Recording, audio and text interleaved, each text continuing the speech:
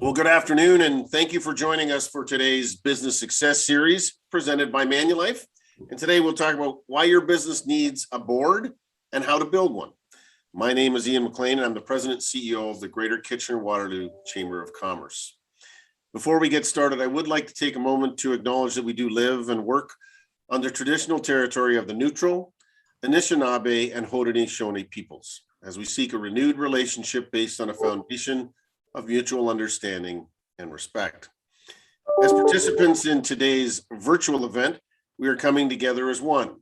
We believe everyone is free to be their true self and receive the same respect and opportunity regardless of age, ethnicity, gender, culture, identity, sexual orientation, beliefs, or language.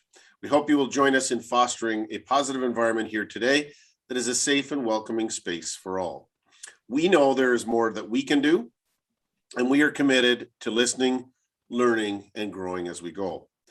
Today's session would not be possible without the continued support of our sponsors and partners. So a special thank you to our title sponsor for the Business Success Series, Manulife, our platinum sponsor for the series, the Immigration Partnership of Waterloo Region, and October's monthly sponsor, Duntroon Law.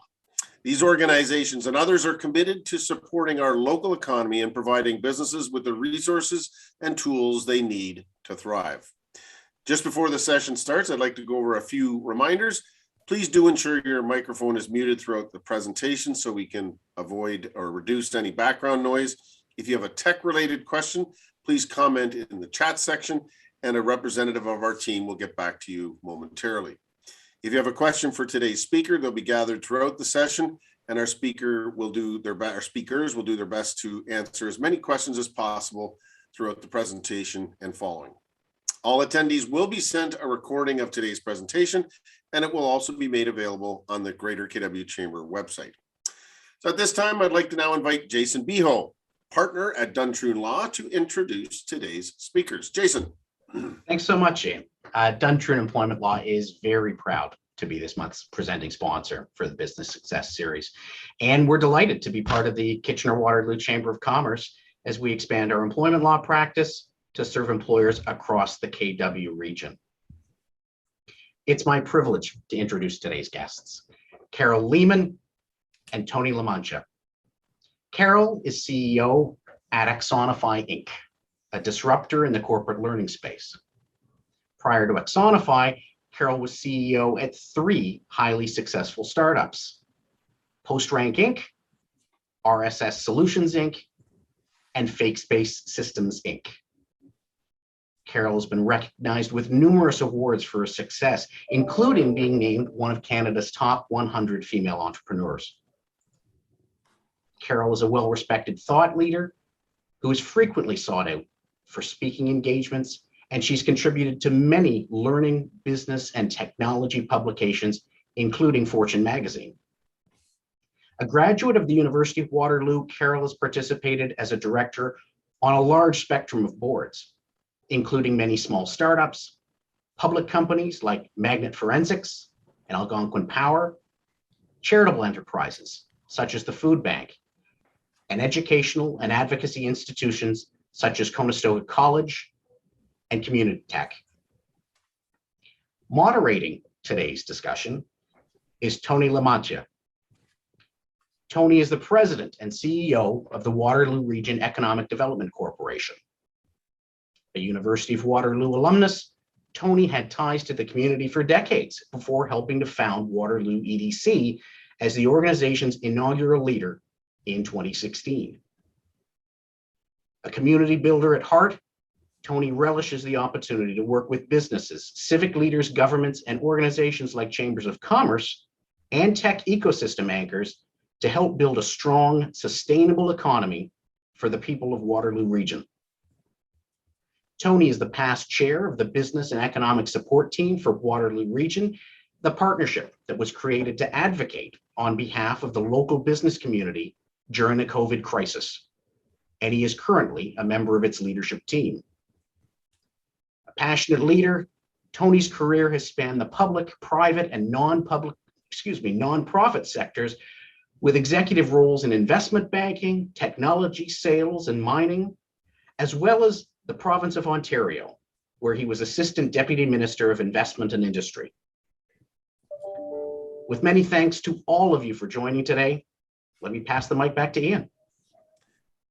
Well, thanks so much. And we're really looking forward to the session. Just a couple of more comments before I hand it back to Tony and Carol to have this conversation, which is so important to most businesses, every business actually, to have either a board or an advisory board to help you as you grow your business.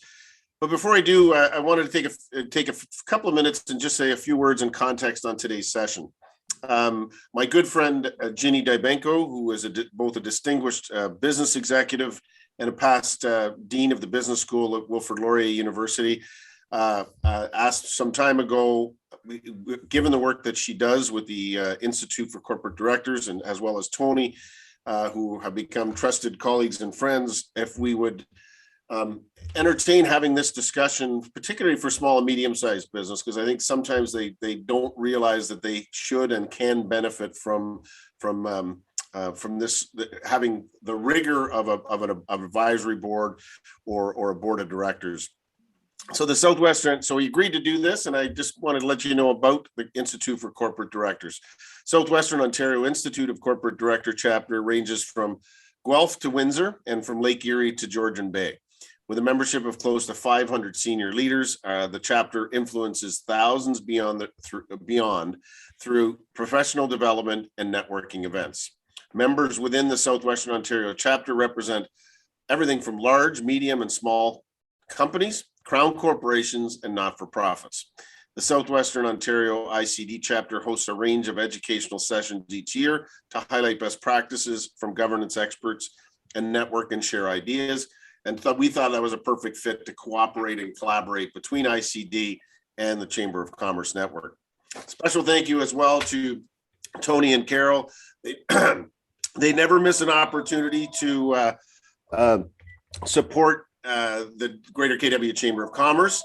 And one of the many requests for their time and expertise that I make of them through the year. So I very much appreciate them taking the time today. So without further ado, over to you, Tony. I'm going to turn off my camera so you guys can have a great discussion, and we'll see you at the end of the hour. Thanks so much. Over to you, Tony. Good stuff. Thank you very much, Ian. And Jason, thanks for the intro. And let's get to work. Carol, great to see you again.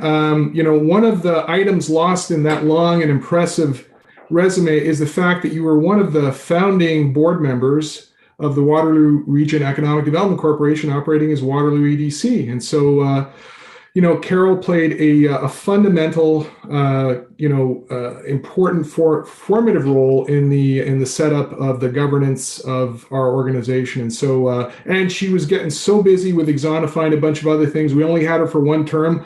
I like to think that it's because she knew that we were in good shape, that she could walk away freely. But great to see you again, and thank you for the work you did in helping to set up Waterloo EDC. Thank you, Tony. And absolutely, it was not an organization that was going to benefit from me staying for many, many years. You have it so well in hand. And thanks, Jason, for the great intro. Okay, so let's get to it. Carol, you're a CPA. Your platform includes the sophistication of working for large multinationals, but it also includes the entrepreneurial spirit of startups and scale-ups, including those you founded. And so maybe walk us through your views on governance and how they've evolved over the years. Talk to us about your own governance journey. Mm-hmm. Yeah, so you're absolutely right. Things have changed over the years, kind of depending on which perspective you come from. I've been on boards myself since I first graduated from university. In fact, the very first board I joined, 30 years ago now, was the local, what was called at the time Planned Parenthood Board of Directors, and which is now morphed into Shore. And that kind of got me on this journey of looking for ways that I could support, enable, help organizations with a skill set, in my case, accounting, finance kind of background, where that would be augmentative to the organizations that I was able to, to sit on the boards of and help. And so I came to it with that very sort of altruistic view of how can I help support the community and organizations with a skill set. And, that has continued. And, as Jason outlined, through many organizations and types of organizations over the years.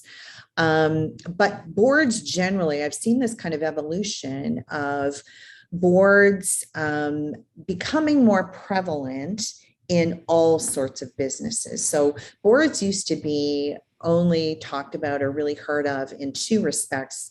Those were charitable organizations and governance there, which is kind of a different animal in and of itself, and public company boards.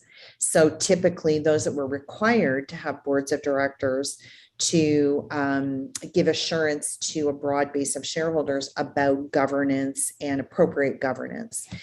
And then things started to expand.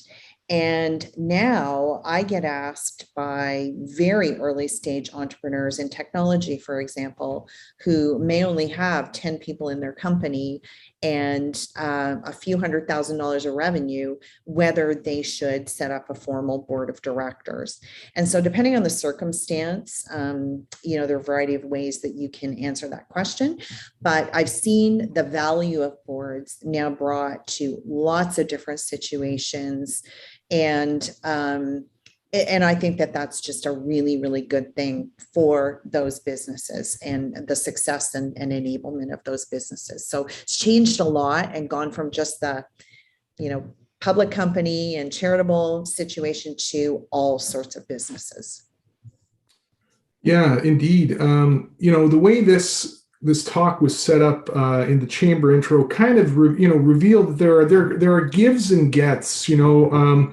Maybe on that front, what would you say are the top 2 or 3 benefits of having a board? And do you have some recommendations about the right time given the company growth stage and the right size? And then while you're doing that, what are some of the gives? Because it's not all roses and sunshine having a board of directors, right? So over to you. Yeah. No, absolutely. There's so many benefits to having a board. And so people often ask me, should I have a board? Who should be on the board? Those sorts of things. Boards are there people often think of boards of directors as, in some ways, the bad guy. They're there to tell me what to do. They're there to give me the guideposts under which I have to operate. They're there to slap my wrist if, something doesn't go well. That's entirely not the way anybody should be thinking about a board. A board is really there to support the growth of your business, the growth and success of your business. And they're there to offer independent advice, input, connections, things that as the owner of a business or the entrepreneur in a business, you're so immersed in the weeds oftentimes that it's hard to see the forest for the trees. And having somebody with boards with particular profiles can offer an independent train of thought, new ideas, avenues of connection that really break you out of that being mired in the details and give you other things to be thinking about if you're open to it. So boards are there to give you a different perspective, to offer advice when you're struggling with things. And every single leader of a business struggles with decisions from time to time, usually frequently. And sometimes you just need that sounding board to be able to think things through and then make the best decision possible. So, advice, input, safe place, just ideas, connections. Boards are there to support, not to slap your wrist, not to, keep you reined in. They're there really to help you with the success of the business, and people need to think about it that way. Now I forgot the second part of your question, Tony. In terms of the actual, the right size for the company growth stage, and maybe think about, the continuum of, we like to use the expression, a board should have their noses in the business, but the fingers out of the business. But I mean, all of that depends on how sophisticated the business is and, what their revenue stream is like, whether they even have a product. What are your thoughts on those types of dynamics? Yeah, so thank you for that reminder. That the size of a board is very dependent on the age, stage, size of the business. And what I would suggest is that, businesses that are kind of like sub $5 million in revenue, I would have a board that has at least 2 independent people outside of the founders or management team in the business. One person is great for sure, but 2 or even 3 people are better. And what you find is that one person, it's great to have a conversation with around a particular issue to maybe get some feedback or input. But if you really want strategic thought, like deep, meaningful thought brought to the next stage of growth or key decisions or connections, those sorts of things, having 2 to 3 people at that early stage expands those opportunities tenfold, because they also feed off one another in terms of those ideas and input. Once you get, kind of beyond $5 million, you don't have to necessarily grow the size of your board. I would say the most effective boards at a later stage of business where you're more in the sort of 25 to 50 million, those are, typically better as 7-person boards, where you've got a couple of founders or management, maybe 3, and then 4 independents. Once you get beyond that, it gets to be unwieldy. And, I've sat on a lot of boards with 10, 15, in one case, 20 people. And a lot of people tend not to contribute. You find some very active in contributing, many others reluctant to disagree with other people, or just not adding value once it gets too big. And those become almost constituent boards, which really isn't helpful to the organization. Yeah. So as we kind of set up the broad strokes about, related to best practices, size, and dynamics, let's maybe bring it to life right now. You've been on a number of boards. You've actually reported to boards. Are there any kind of memorable company challenges or dilemmas where a board that you reported to or sat on was really important for resolution? And kind of walk us through a couple of that really stand out, and maybe why the board's role was really decisive. Mm-hmm. There have been so many what I would call crunchy situations over the years, and it's inevitable. I mean, every business goes through something at some point where the board becomes pivotal in making a decision that has a meaningful impact on what goes beyond. And, I can think of a board I sat on where it was 5 people. So boards are often odd numbers of people for the very reason that if a meaningful vote needs to take place, there's a tiebreaker, so to speak. And I sat on a board where it was 2 owners, founders in the business, 2 investors in that business, and who didn't work in the business, but they had written checks. And then I was the independent person on the board. So there were 5 of us. So you were the tiebreaker? I was the tiebreaker. Wow. Okay. And there was a fundamental, very, very important issue that we were grappling with.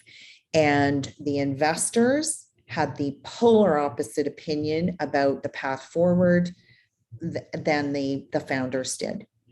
And both sides of that coin were looking at me and going, so you have to make this decision.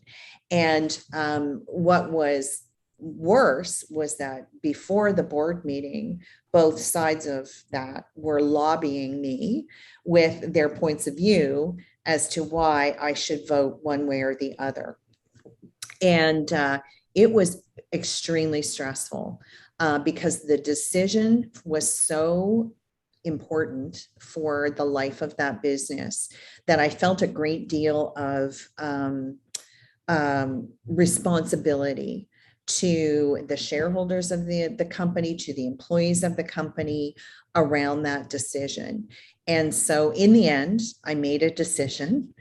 And of course, two people weren't happy with the decision, but I made the decision and ultimately felt good about the decision.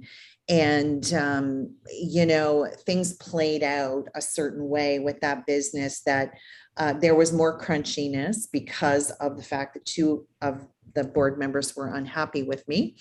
But you know, that's one of those situations where, you know, you have to kind of step up and play the role that you were intended to play. And so that was one situation that was really, really tough. I lost sleep over that decision. But, you know, I was trying to elevate myself as a board member to doing what was right for the business. It wasn't a personality thing. It wasn't about me. It wasn't about who I liked. It was about what is best for this business. And that's really what you're looking for in a board member. I've had other boards where I had to have a conversation with the CEO of a charitable organization I sat on the board of that had 12 people. And two of those individuals on the board had been on the board for, I think one of them 17 years and the other one for 15 years. Both were not business people. They were very emotionally and personally invested in the mission of that organization. And I found, and we're talking quite a sizable charitable organization, I found every board meeting becoming almost like a drive-by where one of these individual board members would take the conversation down what I called a rat hole of minutia that really wasn't the board wasn't there to discuss minor operational issues that, you know, that individual had a personal problem with the way something was being done. And so I had to have a conversation with the CEO and just say, you know, I know these individuals, it's almost like they came with the furniture, but you have to have a tough conversation with them and somehow exit them from the board. It's not helpful to the organization to have people who literally for like 17 years in, you're not adding a lot of value anymore. And so how do you get in a cadence of board turnover and staggering that and being able to exit people, you know, very gently and respectfully so that you can elevate the conversation and, you know, do the things that a board should be doing. So I've had lots of those sorts of situations as well. And, you know, and then in my final example, in my own case, I had a board of directors once that were investors, had no real idea about what went on day to day in the business, and really came in as what I would call armchair athletes, you know, looking at pattern recognition with other portfolio companies and starting to dictate things that I would do day in and day out. And that became very difficult in terms of board management and management of their expectations and what I knew as the CEO we needed to deliver on. So lots of, you know, difficult situations. They're inevitable They're inevitable. It's just how you deal with them that becomes really important.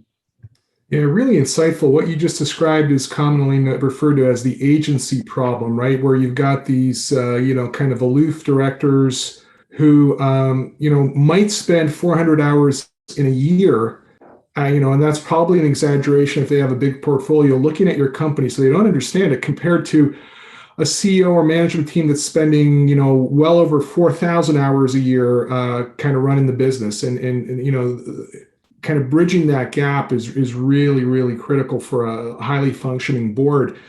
In your bag full of examples and your own anecdotes, where do you think the sweet spot is for the board? Is it in, hiring and firing a CEO? Is it in kind of succession?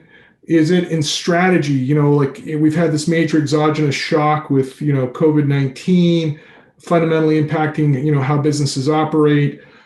Is it in equity, diversion, and inclusion? Like, obviously you've seen a lot. Is there a sweet spot? Or are they all important? Like, what are your thoughts on some of those areas? They are all important. You just hit on 4 critically important things that every organization needs to be thinking about and acting on. But I would say the most important one is strategy. Understanding, conveying to a board enough information so that they can have meaningful input into what new markets should you go after, what products should you be delivering to that market, how do you go to market and access customers, what should you charge for your products, all of those sorts of things. And they always change as the business grows and, the world changes. All of those things are really where you should be leveraging your board most. Asking, though, directors, what do you see in other places with respect to equity, diversity, inclusion? What are other companies doing? All of those other broader operational issues, I would say, are great places to get advice from your board on. But really, the best boards are those where the directors are willing and able to sit and listen to the strategic opportunities and that landscape for the organization and be willing to spend what I would call a significant amount of time outside an hour-long board meeting, half a day or a day, really thinking through the big strategic challenges that organization is going to face and helping the CEO and the management team bring clarity to those choices and then help them get the plan of execution in place and then, be checking in at the board meetings on how that strategy execution is going. That's really where, if a company like COVID, I can tell you that, when COVID happened to Axonify, when we ran into that massive brick wall, the first thing that our board of directors said was, okay, where are we on cash? Like, do we have enough cash to survive, financially? And very quickly, we had a super strong balance sheet. So they were able to not have to dive deep into the business and figure out how do we shore this up. It was, you're in good shape. We have other portfolio companies that are, not really, really in good shape. So it's that kind of, getting advice, input, that is incredibly important for the CEO when facing any sorts of challenges, big or small, big or small. Absolutely.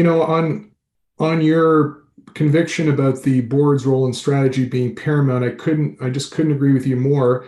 The anecdote that maybe I'll share that most of the attendees will know, but certainly Ian is aware, but you might not be, and that is that when the exogenous shock of COVID hit foreign direct investment, we knew that our core business was going to be fundamentally altered, right? And so I remember having a board meeting in May of 2020. Our target for the year was about 200 million in inward investment. We were at about 20, and everything was on hold. And so I essentially seeing, kind of reading the tea leaves, the management team decided that we would focus on local support and standing up local PPE companies and supply chain localization, simply because A, the community needed it, and B, the core business was basically not going to continue. We were already kind of well prepared digitally, but I remember that conversation, which was kind of a weird one, where you're talking to your board of directors and saying, hey,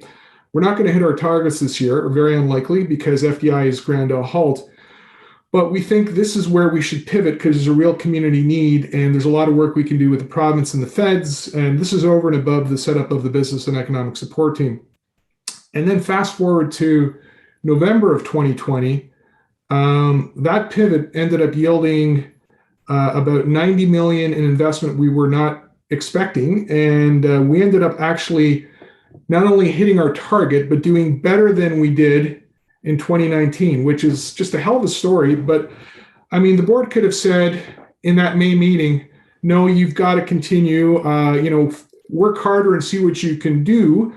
And truth be told, it's not like I said, yeah, we're going to pivot to local and we're going to beat our target and it's going to be swell, right? Sometimes it was just kind of a leap of faith, but I will always kind of view that as a lesson in kind of the board, maybe having faith in the management team, reading the tea leaves and recognizing that we don't know where this is going to head, but you're in good financial shape, focus on the local community. But anyway, Waterloo region is, we're blessed. We're home to great assets for, companies large and small. And, the Perimeter Institute of Theoretical Physics is in our community as an anchor in Uptown Waterloo.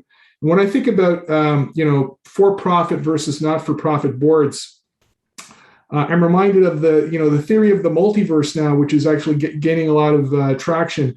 Any thoughts on whether the parallel universes of for-profit and not-for-profit boards should ever intersect, or not? And like, what are some of the kind of best practices for each and why? So I think in our community is actually quite unique in the sense of there are so many interconnections of people, organizations, that I absolutely think there should be, a connection between for-profit and not-for-profit. Only goodness can come out of that. And so why not, is my point of view. And there are organizations doing that. I mean, I think of KW Community Foundation reaching out to corporate enterprise and understanding, how corporate enterprise can contribute to KW Community Foundation and those sorts of things. Those intersections are taking place. So, I think we as a community here in Waterloo region have a unique opportunity to build those bridges and make them even stronger and get the benefit as community from them. Both businesses, large and small. Absolutely. Carol, for those chamber members that, would characterize themselves as really small businesses, less than 500,000 or maybe even less than $1 million, maybe a kind of family-owned business, really small, one or two customers. Does it make sense to have an advisory board? Like, for some of the smaller members, what are your thoughts? This is a question actually coming in from the group. Yeah, absolutely. So I'm glad you pivoted to that, Tony, because many small businesses, don't either think they need a board or don't know how to go about building a board or an advisory committee. And my view is this, every business should have at least start with an advisory committee. And the folks that you want to meet with quarterly, for example, are people who have a profile that you believe is going to add value to your business. Oftentimes what people will do is say, well, I have a friend who's, a business person, and I think my friend can give me good advice. I would say avoid that if you can. Especially if you want to stay friends, right? Absolutely. Personal relationships in an advisory capacity mixed with your business often don't end up in the place intended. And so what you want to do is ask your network of people who, develop a profile. Like if you had to sit down and go, I'm a 10-person business. I want to, add locations. I want to grow my business to be 25 people by the end of next year. And who would I like in an ideal world to advise me in that growth? What is the profile of that individual or two individuals? Would they have business experience? Would they have financial experience? Would they have industry experience, specific to my type of business? And then, quite honestly, if you just open your eyes and start asking around, you will find people who are willing to help without question. It's just a matter of starting down that path and putting one foot in front of the other. And, you have to make the ask not enormous. You can't say to somebody, well, and I actually get this all the time. I have early small business owners come to me and say, well, could I meet with you for lunch, once every 3 weeks? No, I honestly don't have time for that. But am I willing to invest an hour a quarter to help somebody with their business? Absolutely. So there has to be they need to feel connected to your business in some way. Either they have passion about, your particular area or something. Get them excited about the opportunity to help. And you will find people who you just got to keep asking. So start with an advisory board often. And before you actually set up a formal board of directors, which often just comes with scale and size. And, sometimes advisory boards last forever. And, what you do is you meet with them quarterly, you buy them dinner, you offer to help them with connections. It really is a give and take. And it's just a matter of starting and doing it. And I have never met a business owner who has said, I wish I hadn't done that. Right. Yeah, that is really resounding, and just along those lines, one of the questions that just came up, where can a company find potential board members in Waterloo region? Some really, I've got a couple of thoughts, but Carol, is there a good source, a good point of contact for companies? One, obviously the Chamber's one, yeah. The Institute of Corporate Directors, some of the support organizations for startups and scale-ups, but any other thoughts, Carol? Yeah, so those are the first two things that, I thought of. So absolutely. The other thing is just, talking to people that, like other business people that, just really working your network and saying, hey, like going to networking events even is another way to meet people now that, hopefully we can start to have networking events again. Meet people and get them engaged in what you're trying to achieve and then say, hey, I would love you to be part of this and our growth. And even depending on your sector, organizations like Communitech or the Accelerator Center or Velocity or, those sorts of advocacy organizations that, are there to support business locally. So lots of different places, have one conversation, it will lead to another conversation and another conversation, and you'll be successful finding people. You just need to start. Yeah, I guess, maybe before, Ian takes us home, today we saw, William Shatner finally experience, space. He boldly went where like only 590 people before him went before with Blue Origin. But, obviously there's a lot happening in the world that we live in today. And Carol, Exonify has been kind of at the leading edge of not only important corporate training, but gamifying that, and we're seeing kind of the rise of the contact-free economy, and digital marketing and transformation. Do boards have to up their game on kind of seeing that? And again, it's a strategy conversation, but what are your what are your thoughts about how that's going to fundamentally change not just governance, but how we do business? Yeah, I mean, if there's one thing COVID has taught us, it's that connectedness through technology is essential. And so, it doesn't matter what kind of business you're in. You could be selling agricultural products. You could own a hair salon. It doesn't matter. Connecting with your customers through digital means, generating business through digital means, and then, kind of next leveling it even to say, I've got all this digital data now around my business, products that sell quickly, certain offers that resonate with market. Like, how do I leverage that data that I've got to tell me now where to go next?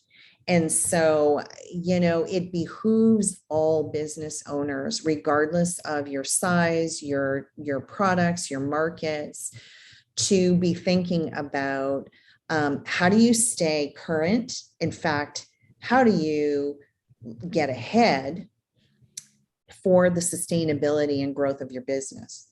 And, you don't want to be left behind. The world is moving, whether you like it or not. And if you don't have those skills, then you need to acquire those skills. Find people who have them, who can help you as a business, hire those people.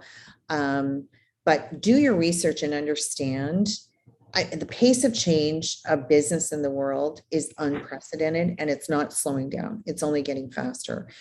And so, it just, for the health of your business, you need to be on top of these changes constantly. And it's exhausting. It is exhausting to stay ahead of what's going on out there.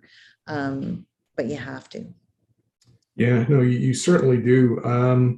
When I think about the way governance has changed and kind of the bright spotlight that's been put on it during the pandemic, where you've seen some companies have major missteps as far as strategy, some deciding to retrench, right, and kind of lay off staff, hold on until they figure out and stop expenditure.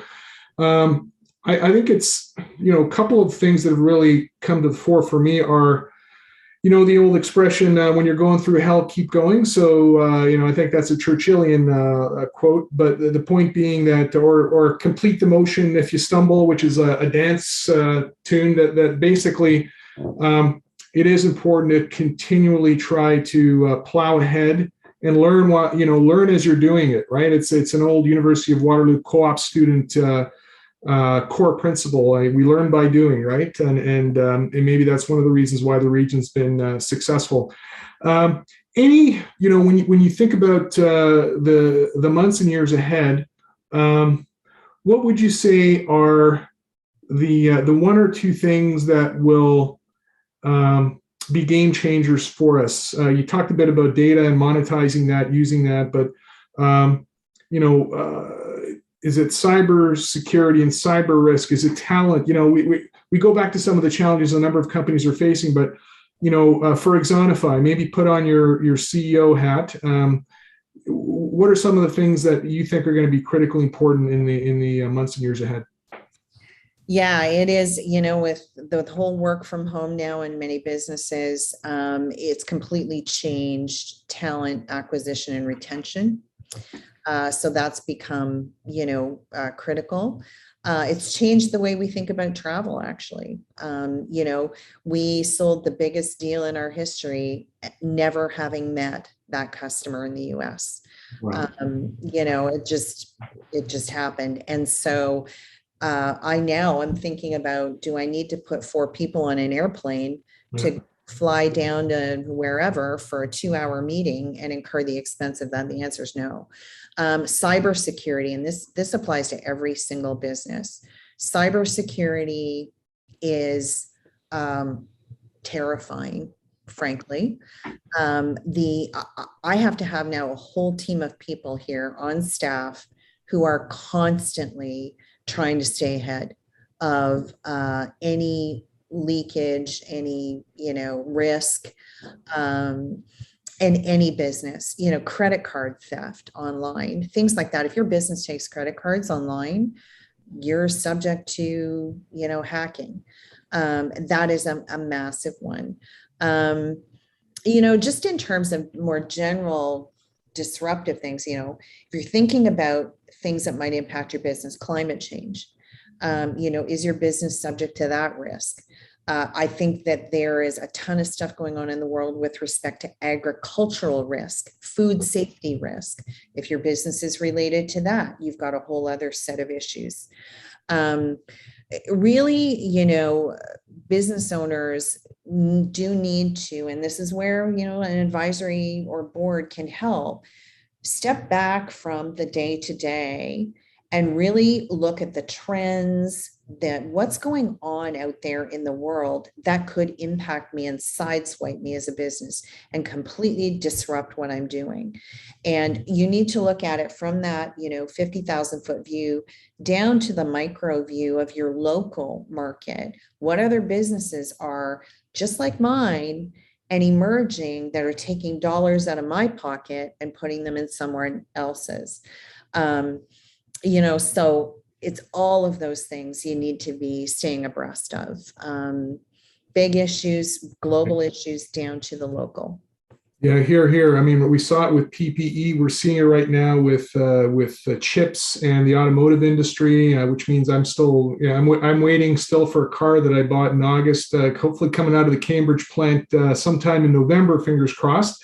But yeah, supply chain localization. There's no shortage of critical issues for boards to get in front of, which is probably the most important reason why companies of all sizes need to look for governance and sober second thought on strategy on a range of things. So, Carol, I think that's been a great way to cap off a really good session.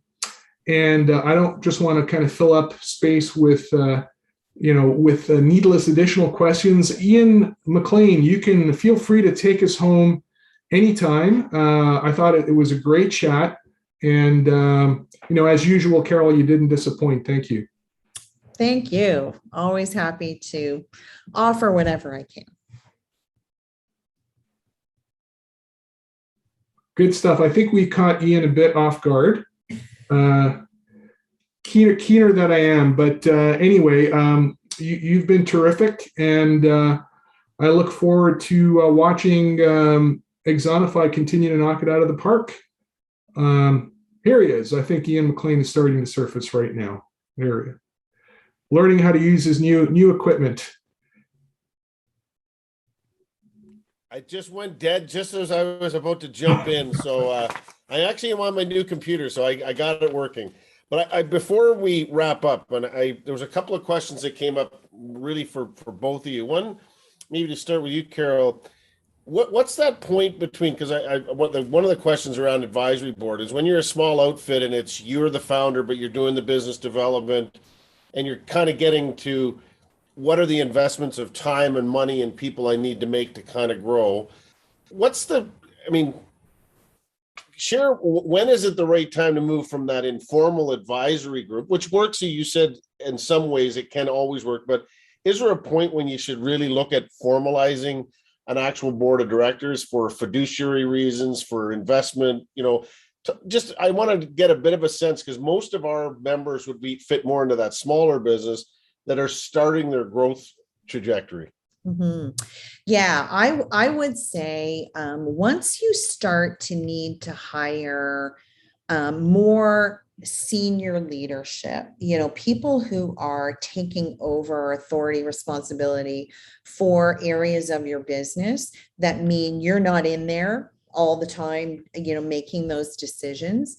That's a really good point at which you can start to formalize things a little bit more, because you're also elevating yourself and your thought beyond being in those like literally day-to-day decisions. You're hiring people who take that stuff over. That's a good point at which to formalize that kind of advice and input, because sometimes what happens is the folks that you hire to take responsibility for those areas of a business may not necessarily do it your way. And you have to have enough presence of mind to be able to go, I hired this person for a reason. They may want to do it a different way, but have a sounding board with which to then have that sober second thought and go, Carol thinks this is the way to do this. I disagree. How do I manage that difference of opinion? And you've got that third party to help you navigate those sorts of things. Before then, if you're like literally doing everything yourself, having an informal advisor group is a good idea. Once you start to grow and hire leadership, it's a great time to formalize things. Okay, and maybe for both of you, but certainly Tony, the role of the Institute for Corporate Directors, right? We have a lot of respect for the work that they do, but Ginny and your leadership that you're providing, and Carol, there's lots of folks who locally here in Southwestern Ontario, but right across the country. How should people view getting connected with that? I mean, it's a lot of time and work. I mean, you got yours. I think both of you have your designations so that you're formally accredited for that, which is a gold standard or a seal of approval. But there's lots of learning that can happen even if you're not accredited by the ICD, which speaks to a lot of the things that both you and Carol have mentioned today. But maybe talk a little bit about ICD. Yeah, I'd be happy to. So, let's start with governance matters. And I, before I got my first CEO gig, I was a senior executive in a publicly traded mining company. And then I spent 6 years at the province as the chief investment officer and assistant deputy minister. And a really good personal advisor of mine, kind of a mentor, a woman named Wendy Tilford, basically said, one of the best ways to be an effective CEO is to understand what an effective board looks like, and kind of a little bit of walking in their shoes and helping you with strategy, but also understanding how you can be more effective. And so then I decided to pursue my Institute of Corporate Directors Education program, got the ICD.D designation. But for folks that just want to find out more about ICD, just attend the events, visit the website. The Southwest chapter is a really strong one, really well read, really well connected, and always happy to help. So we do 3-4 events a year. Obviously, there'll be more of that in the post-COVID environment. So that's what I would recommend. Carol, any thoughts on your side? Nothing to add. I think that was a great summary, Tony. Yeah, really nothing to add. Okay, one last question I'm going to squeeze in here, and then I'll let you both go. You mentioned some of the which I think this is always where I think people struggle with boards of directors, like how granular and small or meat and potatoes versus the big picture strategy stuff. And sometimes that strategy stuff is not something you plan for. You mentioned a couple of things which I think are incredibly important for a business of every size. And so the role of either a board of directors or advisory board on things like, and that's the lens I want to kind of get you to both weigh in on. When you think about climate change and you think about talent and the shortage of that and what the talent's going to look like, down the road, cybersecurity, many of these things are beyond certainly my limited capacity and brain waves. But business has to deal with it. If you're in business, you as technology and these bigger picture or bigger higher level issues still are going to meet your business operations. So are those the types of things where an advisory board or board of directors should be asked to weigh in, where you've got other perspectives and other expertise? Because I'm always trying to marry, for especially the small and medium-sized business, those bigger things that they may not be experts in, but they got to deal with it anyways. Absolutely. So yes, I mean, all hands on deck, regardless of the size of your business, to help with those fundamental business issues. And, whether it is hiring, do you know anybody that we can, fill this role with? Do you know anybody who's experienced this kind of cyber issue? Do you know anybody, and having those conversations, like just taking it from outside your head and letting it come out in the wild sparks the next conversation, whatever that issue is. The point is, get it out of your head, talk to people, and if they don't know the answer and can't help, undoubtedly they will say, well, let me think about it and I'll connect you with so and so. And so nobody has to solve these problems on their own. I don't solve these problems on my own. I mean, I know very little about most things, frankly. And so that's the truth. And I need my board, I need my network of, I pick up the phone and call other senior CEOs of businesses. Every person should feel they can do the same. Call somebody who's in a similar role to you and just ask, how did you deal with the situation? I've got this crazy employee that I need to deal with. How have you ever had this kind of thing? Just realizing you don't have to go it alone. Mhm. Leverage your board, leverage your advisory committee, leverage your network. You can solve the problems. Yeah, Carol's bang on.